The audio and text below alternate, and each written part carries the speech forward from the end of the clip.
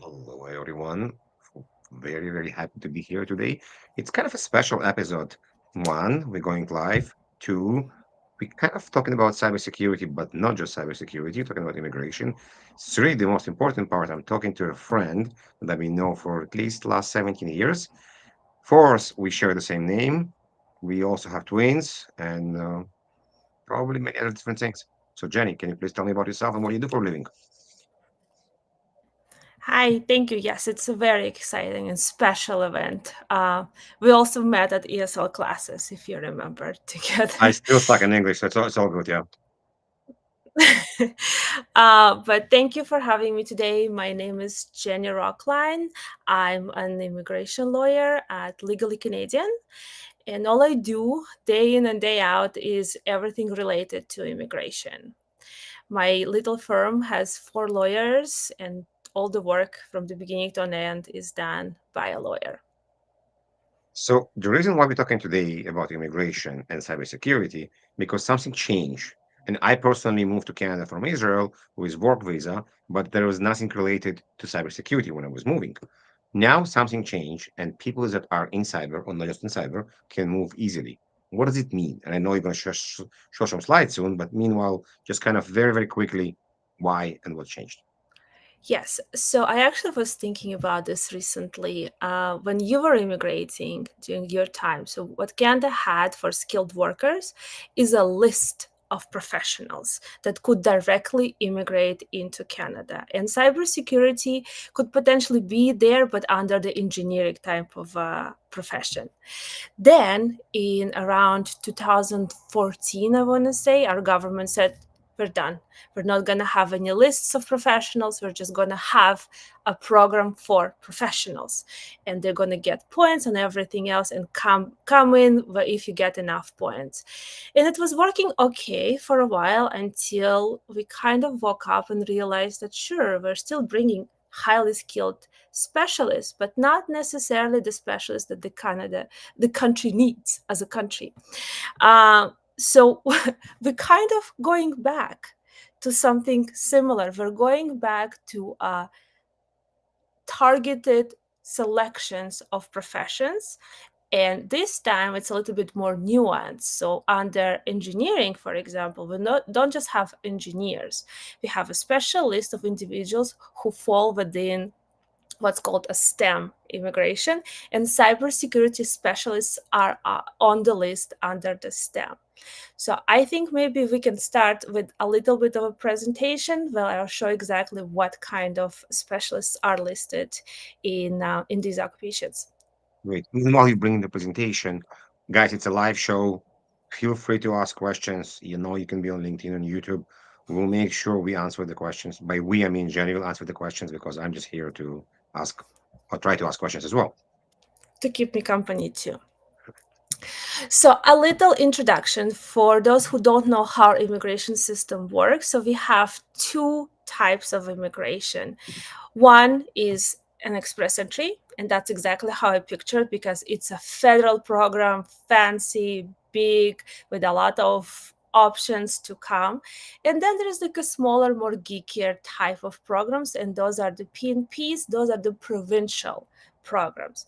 So the way our immigration system is set up is that the federal government can select specialists directly, and sometimes the provinces have their own programs, internal programs, when they select specialists needed for this particular province and then ask the federal government to approve it. So they're both comparable. What I like about PNPs, and I think PNPs have been leading the way a lot recently, is by bringing individuals from targeted occupations, including cybersecurity. And I'm going to show you that how it was done over the past couple of months. Good. So Canada identified top six occupations that they're going to target in 2024, and they started this targeting in 2023. So those six are the top priority for the federal government, and it kind of also goes along with what is in demand for the provinces as well. But if you can see, number three is the STEM.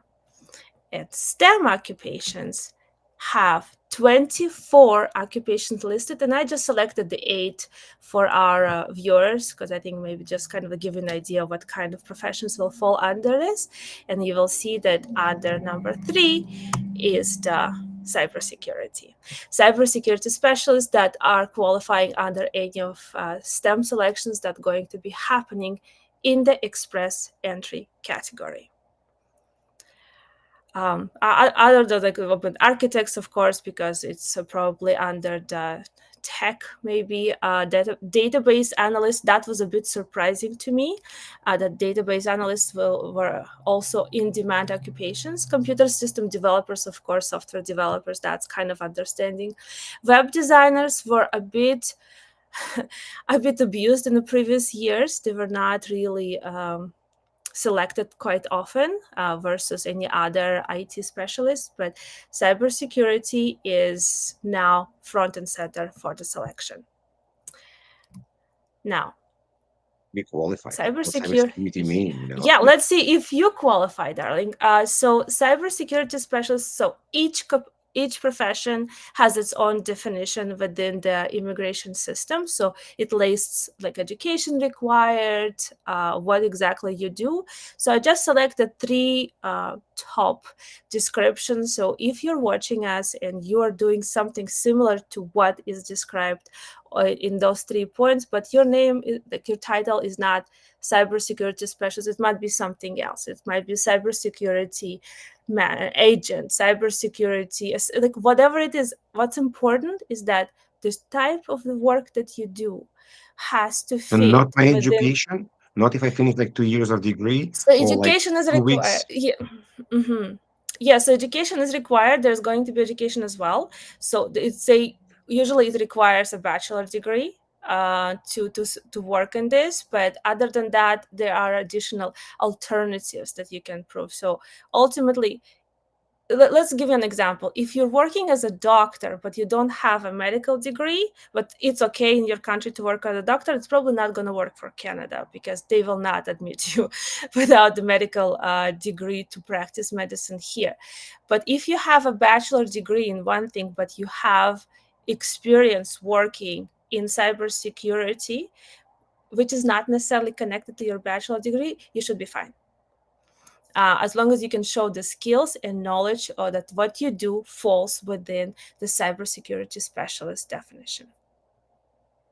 It's interesting because I have a college diploma, not a bachelor diploma, for example. And in cybersecurity, many people right now just finish training of 6 months or have no degree at all, and then wonder if can they apply or can they show they have experience without diploma in whatever. So they can, but they're going to have an issue with being selected for points because our points in the express entry system are calculated based on your education, age, work experience, and knowledge of languages. So if you have a college degree, you're still going to get some points, but it might not be high enough to actually be selected. However, if you have a college degree in cybersecurity, but you have bachelor, I don't know, if in arts or something, that is still fine as long as you can get the points to be selected under the federal program. Okay.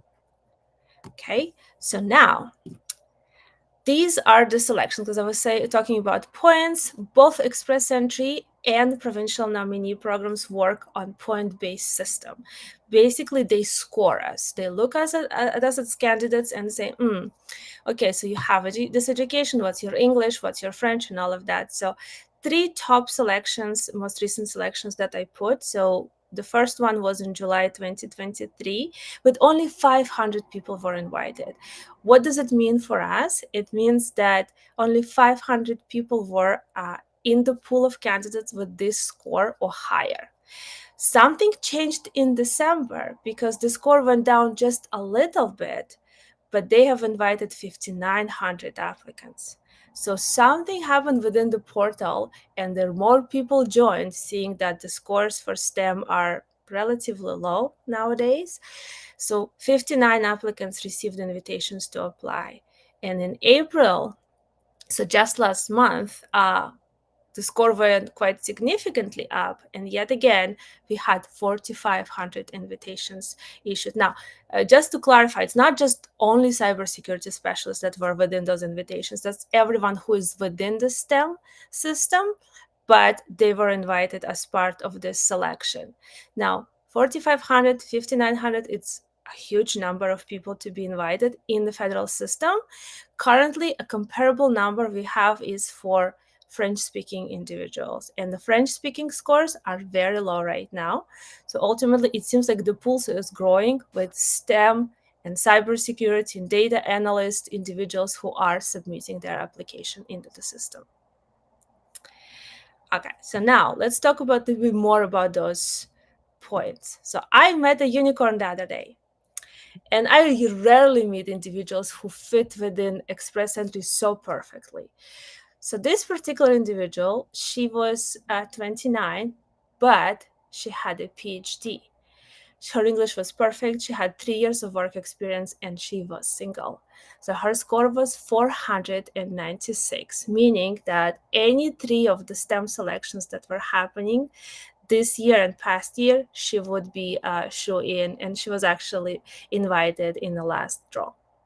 So this is an ideal candidate. That the unicorn is because you rarely see someone with those qualifications.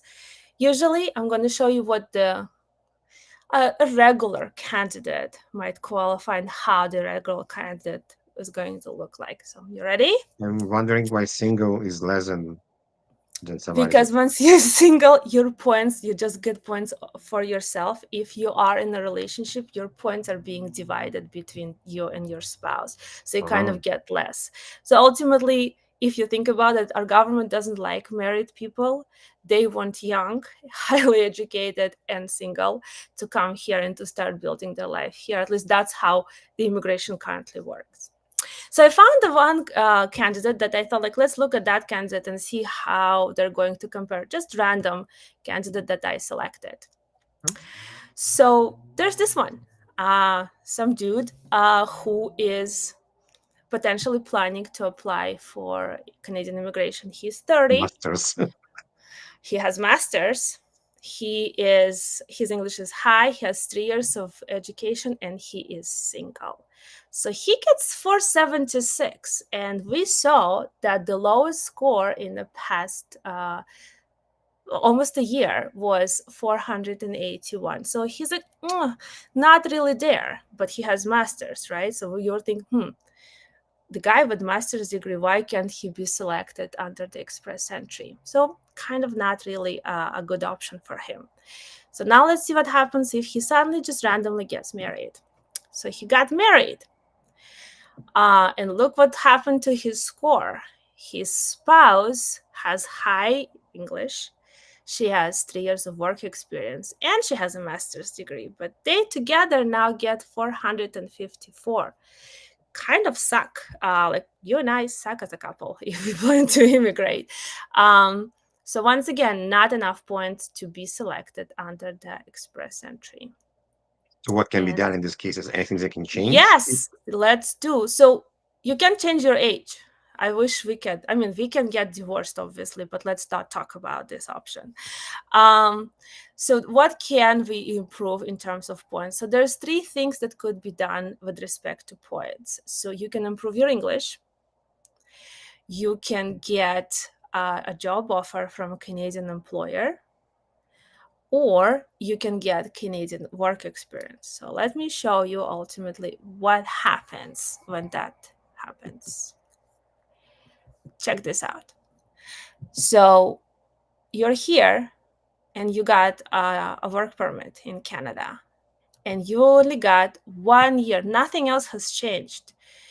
You have 1 year of work experience in Canada, and suddenly you are at 489 points. That means that at least two previous selections of 481 and 489 uh, will make you an applicant, and the system will select you for permanent residence.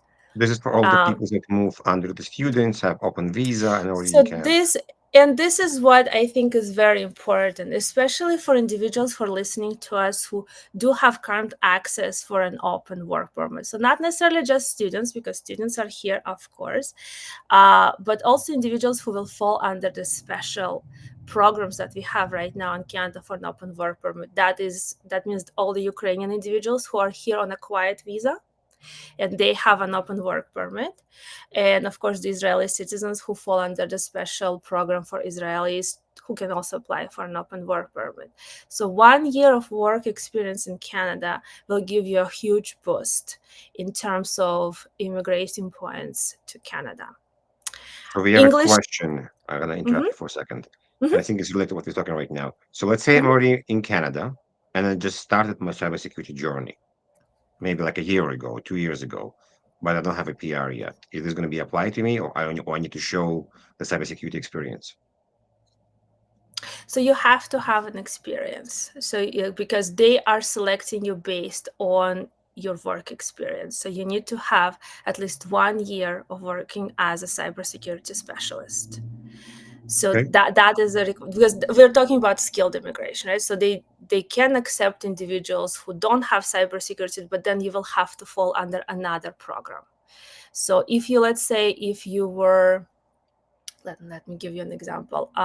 If you were an administrative assistant, for example, and you fill out the express entry portal and you get high points, there's no special program for administrative assistants. There's just general selections under that program. If you're in, that's fine, and it doesn't actually matter if you're working in cybersecurity or not. But to fall under the STEM selection, when you register, you have to show that you have a work experience in that particular job. And in the system, you will be actually flagging it as the job so the system can recognize that you're falling under the STEM. Okay, makes sense. I guess I have a way to check if you're actually working where you're working, and everything else. So there's the there's not that complicated in terms of work experience. So once again, in the beginning, I did show you the descriptions of what it is and how it looks, how to determine if you're working in cybersecurity. So your employer will be providing a letter confirming that what you do, what kind of job you have, and describing your duties. So if your duties fall majorly within what is described under the cybersecurity specialist, then you will be considered as person who has this work experience. But once again, it has to be 12 months. What if I already submitted to PR in the open visa, visa basically open work permit, and I'm waiting for my PR? Can I resubmit because something changed under this basically new law? So it's not really a new law, it's just the way that they just kind of reshuffle the way it works. So if you currently have a general profile where it's not flagged that you are like a STEM specialist, so you can of course amend your profile up until you are receiving an invitation. So you can do that, and like if they selected you with the points that you have right now, you can just go ahead. You don't have to amend it. But if you feel like, you know what, the points are there, but the general draw is not catching you, because the general draw right now is in 500s. So you want to amend it and you want to put that in. So it is amendable, and your portal is only valid for 12 months. So once 12 months are up and nothing happened, you are not selected, you'll have to reapply. Okay, moving on, unless there are any other questions. Not right now, not yet. Okay, good. Um, okay, and this is what I wanted to talk to you about when we saw how low you were scoring when you have applied as an individual. So Ontario kind of steps up here, and Ontario does its own selections under that they call it tech draws. And under tech draws, there's a lot of specialists there, and cybersecurity specialists are on the list. And Ontario is relatively lower versus to what the federal government selects. So, for example, not that long ago in March, they selected at 468. So, you, Evgeny, as a single applicant of 30 years old, you would qualify for that. If you're married to me, you will not. We need to figure out what to do. So we need to bump our points higher, but they're still within, like, 470, 480. It's a pretty low compared to what it is right now.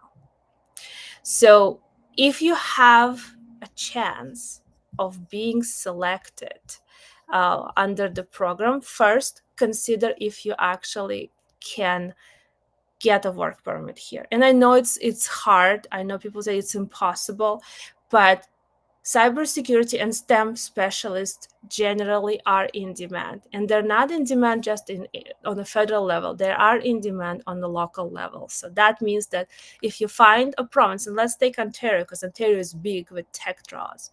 If you find a province that it's individuals are in demand there, please consider applying for a job, because having a job in Canada and having a Canadian work experience makes a whole difference in terms of your options and your qualifications. So Ukrainians, I believe Sudanese individuals who are here, they can also apply for a work permit, and Israelis can apply for an open work permit. For the Canadian immigration, for these programs in particular, it doesn't matter if it's an open work permit or not, as long as you get that 1 year of work experience. In the alternative, and I'm not sure, Evgeny, if that's how you immigrate, because I wasn't practicing law back then, but if you're coming here with a work permit, that probably means that you already have an employer who actually went through additional steps to bring you here. Yes, this was the So case. yeah, so Canadian employers now, they actually have to file a special authorization first to hire a foreign national. And that special authorization is called Labor Market Impact Assessment. It's a bit convoluted and it's a bit complicated. At least it looks like it's complicated. So, but you basically have to justify, you as an employer have to justify to Canadian government that you have to have a foreign national as your worker. And if they agree, they give you that authorization and you can bring a worker. What's important to remember that if you get that special authorization from your employer, your overall score gets improved by 50 points. And that's huge. 50 points is a huge bump to anyone's application. And you can still come and work, but you potentially might not need to work for a year here to get additional points, because those 50 points might be actually the savior that you need in the application. The most ridiculous suggestion that I usually make with respect to how to improve your score is to learn French. But that's that might take a couple of months, but also can take a couple of years. And if it takes a couple of years, you're getting older, so you're losing points on your age, and who knows, maybe you're actually not that good with the language. But French immigration and French language immigration currently is one of the easiest ones to get into the country. Just to give you an example, the selection score right now is around 380. This mean to French province or So it's anything other than Quebec. And we're talking about the federal program. So if I have French and I don't have English, or have like very bad English, but I have decent French, so I can register and I can get points. So this is a federal immigration. You have to remember, Quebec does not participate in express entry. Quebec has its own separate French program that I don't get involved, and I'm not actually sure how it works. But for anyone else who studied French in school and was kind of good, but they don't get enough points for any other type of immigration, I would recommend getting back to the teacher and upping your score so you can immigrate. 380 is a very low score to get into the country. okay. So time-wise, so let's say I'm watching this right now. I'm so excited. I don't know where I am. Israel, India, Ukraine, Germany. Uh, and like I want to apply. What is the expectation? What will take me 3 months, 5 months, 6 months, 2 weeks? Okay, so first of all, if you are from Germany, let's consider if you can come here and work. Germany and Canada have a special agreement that allows individuals under 35 to come and work here. So they also kind of like similar to other open work permit holders. So if you're from Germany, talk to me, we can figure this out. uh, if you're from India or any other country, obviously that doesn't have any special agreements, so first of all, you have to do some preliminary things. So for that, you need to pass an English language test or a French language test. Either one will be accepted. You need to have your education assessed to the Canadian equivalency. So that usually takes about a month, 2 months, This depending is on how fast before I apply, correct? before you get into the system. Yes. So you need, like, and these are the basic things to register. Then you register into the system, and within 24 hours you have your score. So it's an online portal. You put all the information there. It calculates in 24 hours how long it takes, sometimes faster, to get your points. The system will generate your qualifications, and it's going to say whether you qualify for the federal skilled worker, for Canadian experience class, or anything else. And then you wait. And so far, unfortunately, we don't really have a precise schedule of when they select what kind of target. So you saw we have for the STEM, we had July, we had December, and we had April. So these are the ones that have been selected. So I will assume, let's say that maybe next July we're going to have a selection. So you currently have time to get ready with the paperwork. Hmm. Once you are in the pool, if the draw happens within 24 hours of the draw, you are notified if you've been selected. Yes. If you are selected, it's called invitation to apply, and then that's when you decide if you're going to accept this.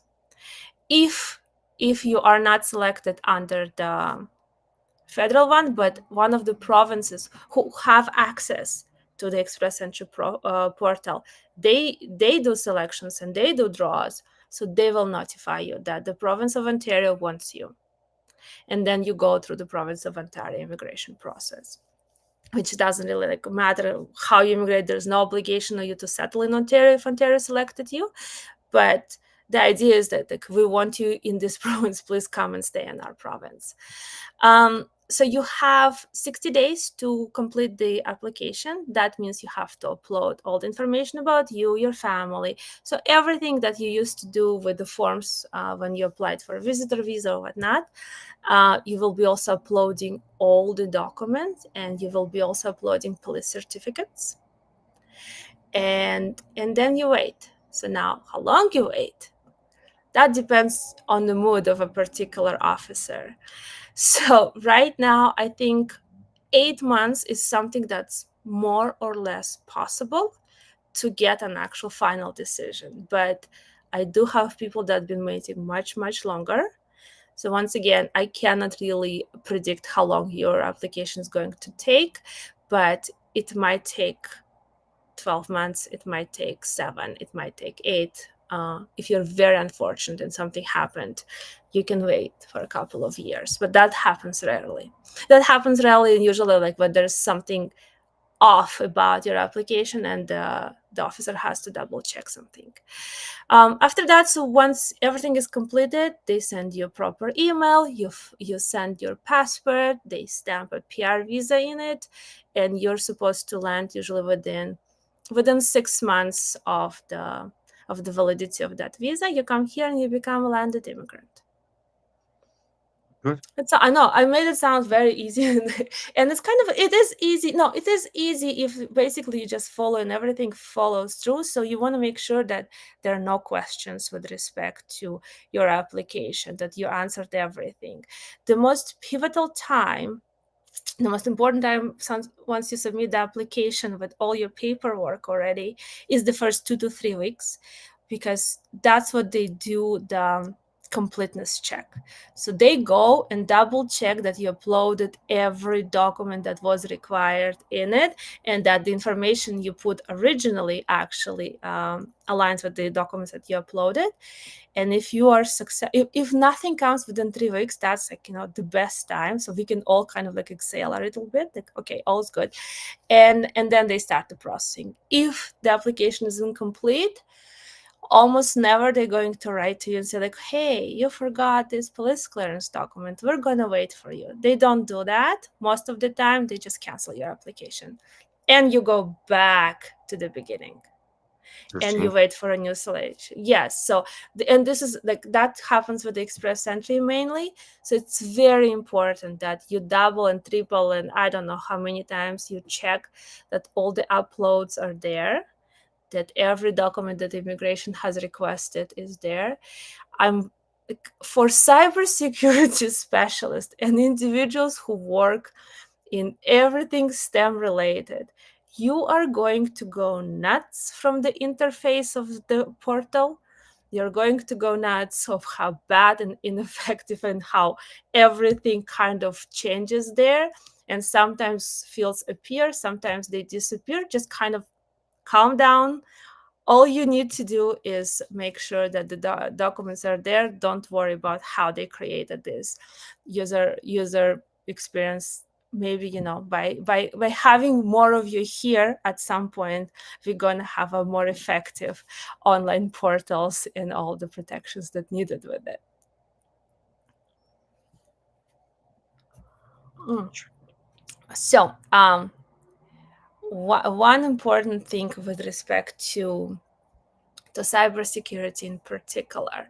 So once again, we already talked about that you want to make sure that you fit within the descriptions. And let me just bring our back. So once again, it's just three. There's significantly more. There's a full list of what is considered a cybersecurity specialist. What's important is actually double check that what your employer will put on confirmation that the job you were doing will be fully aligned with what cybersecurity specialist is according to our government. Do not copy paste, because if you're going to copy paste those duties, the officer is going to reject you right away. They don't like copy pastes because no one fits within the definition perfectly, right? Let's say you can confirm with clients to identify documents requires, but maybe you don't apply this particular encryption protocol, but you do something else.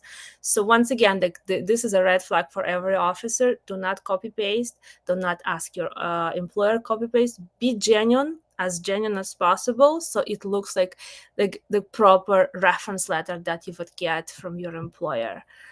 um Great idea.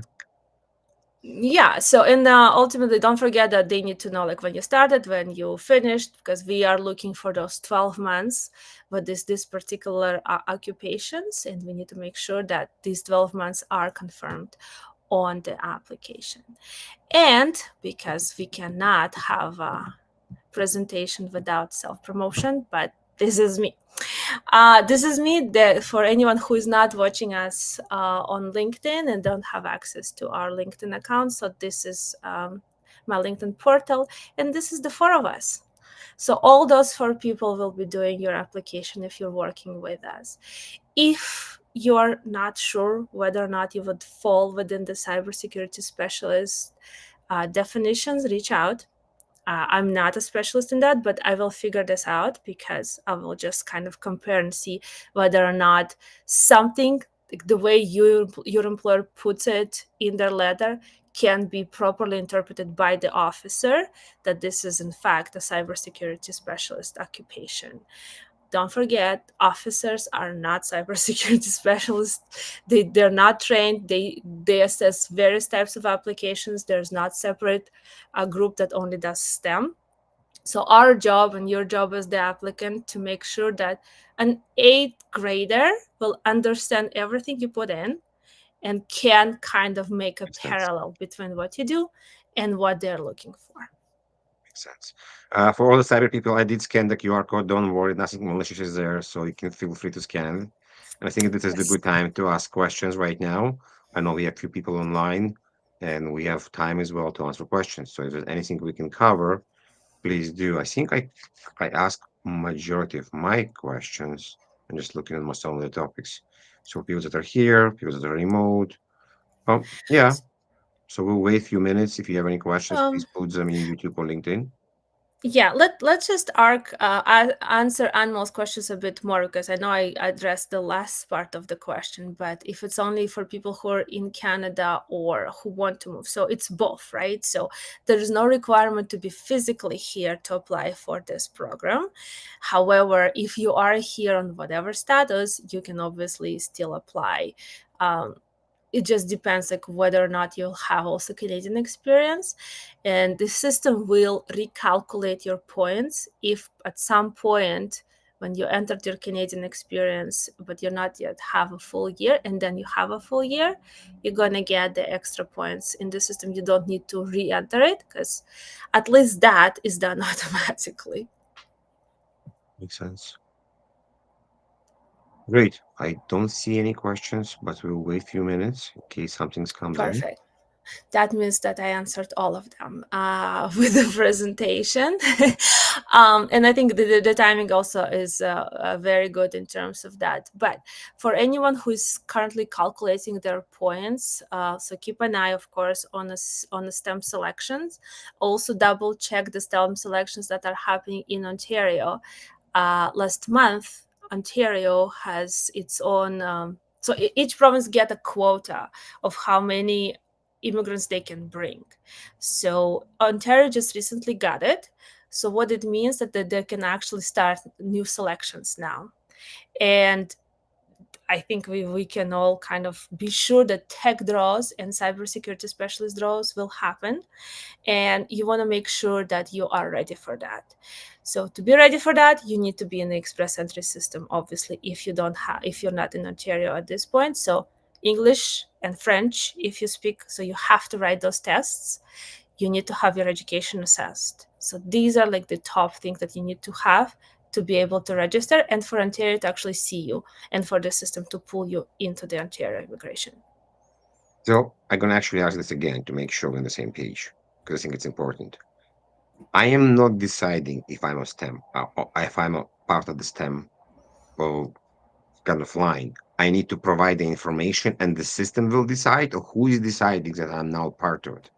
Yes, so you don't decide. You can select I want to be a STEM. In a registration system, you have to provide the type of work experiences that you had, and then there's going to be a separate line, say like under which occupations you're applying. So you will put cybersecurity analyst or specialist there. And once you put it there, how it works on the other end, I don't know. But ultimately, they will this will be flagged and you will be put into that portal. Now, let's say you have 485 points, right? For example, just a random number. And there is no selection under STEM that month, but there's a general selection of 481 points. You will still be invited because they don't separate, saying like today we're only inviting general. General is everyone. STEM is only people who have some STEM occupation in their registration. Makes sense. I hope it clear some people questions because I was thinking about that, how the system will know I want to be part of STEM because there are so many different options. So there's actually going to be a list, and all occupation has its own number. And once you enter this, the number will show up in the system. So and those numbers are the ones that are being selected with the targeted draws. So I don't think I put the number for our presentation, but all those numbers are available in the selection list. So ultimately, you like the system will know that this cybersecurity specialist job is that number, and by the numbers they will be selecting. So like the registration number type of thing. Great. Thank you very much. I really hope we help some people and we're going to see some happy immigrants with PR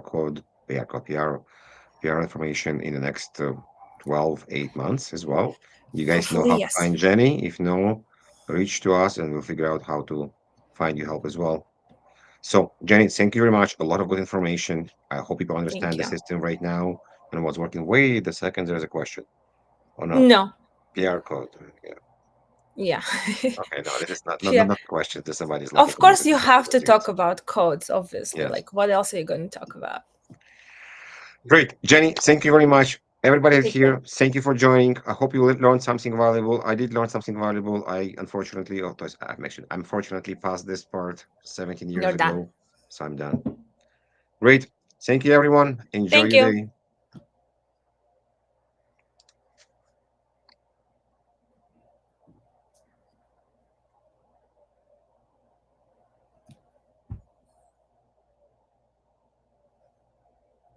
Is it live? I'm gonna be not live very soon.